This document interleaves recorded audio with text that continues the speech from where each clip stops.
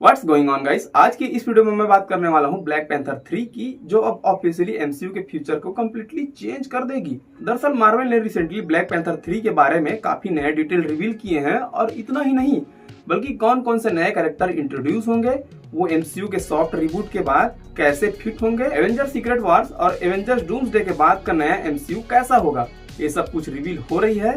और सबसे बड़ी बात, मार्वल ने नए टिचाला का नाम भी मेंशन किया है। और यही सबसे बड़ा सवाल है, लोग सबसे ज्यादा ये पूछ रहे हैं कि कौन सा वर्जन का टिचाला मूवी में होगा, क्योंकि पिछले एक साल में मल्टीपल वर्जन के रूमर आ चुके हैं।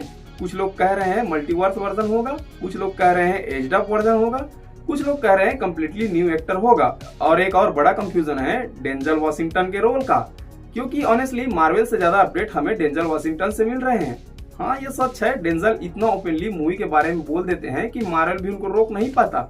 जो सिचुएशन बन गई है वो सिंपल है, मार्वल डेंजल को कंट्रोल नहीं करता, डेंजल मार्वल को कंट्रोल करता है। अब मार्वल ने फेज 7 का शेड्यूल भी चेंज कर दिया है, यानी सीक्रेट वार के बाद का नया एमसीयू इरा स्टार्ट होने वाला है। अब मैं एक्सप्लेन करता हूँ सीक्रेट वार के बाद कौन सी नई मूवी आने वाली है, कौन सी कैंसिल हो गई, कौन सी एड हो गई, और कैसे ब्लैक पैंथर 3 सबसे ज्यादा इंपॉर्टेंट बन गई। सबसे सरप्राइजिंग बात, ब्लैक पैंथर 3 का स्केल वकांडा फॉरवर्ड से भी ज्यादा बड़ा लग रहा है।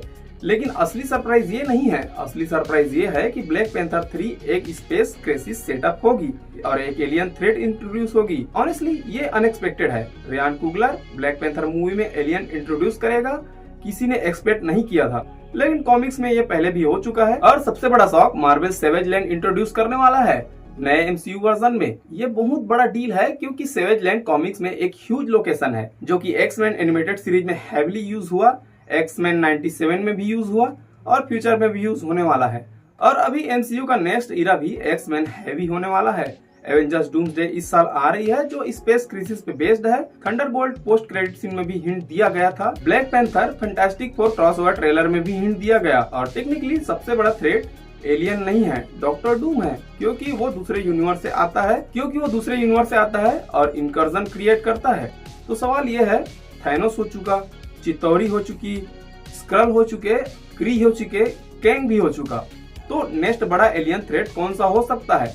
तो इसके लिए सबसे स्ट्रॉन्ग पॉसिबिलिटीज है श्रियार एम्पायर। श्रियार एम्पायर एक्समैन कॉमिक्स में बहुत इंपॉर्टेंट है, एक्समैन एनिमेटेड सीरीज में भी हैवी रोल है इसका, और फेज 7 में एक्समैन फोकस होने वाला है, तो श्रियार इंट्रोड्यूस करना लॉजिकल बनता है। श्रियार एम्पायर इंपॉर्टेंट है जीन ग्रे के लिए, क्योंकि फोनिक्स 4 उनके लिए डिवाइन पावर है, वो लिटरली फोनिक्स 4 को वर्शिप करते हैं। अभी तक मार्वल की biggest space franchise guardian of the Galaxy थी। कैप्टन मार्वल भी स्पेस बेस्ड थी, लेकिन श्रियार एम्पायर कभी इंट्रोड्यूस नहीं हुआ, क्योंकि पहले राइट फॉक्स के पास था, अभी राइट मार्वल के पास है। तो अब मार्वल ग्रेजुअली सबको कनेक्ट करेगा। Black Panther, X-Men, Fantastic Four, Avenger सब एक ही यूनिवर्स में इंटरेक्ट करेंगे। अब सवाल ये आता है, ब्लैक पैंथर और एक्समैन का कनेक्शन कैसे बनेगा? फ्यूचर फोनिक्स सागा कैसे बिल्ड होगा? केविन फैगी जल्दी नहीं करेगा, क्योंकि डार्क फोनिक्स फेल हो चुका है।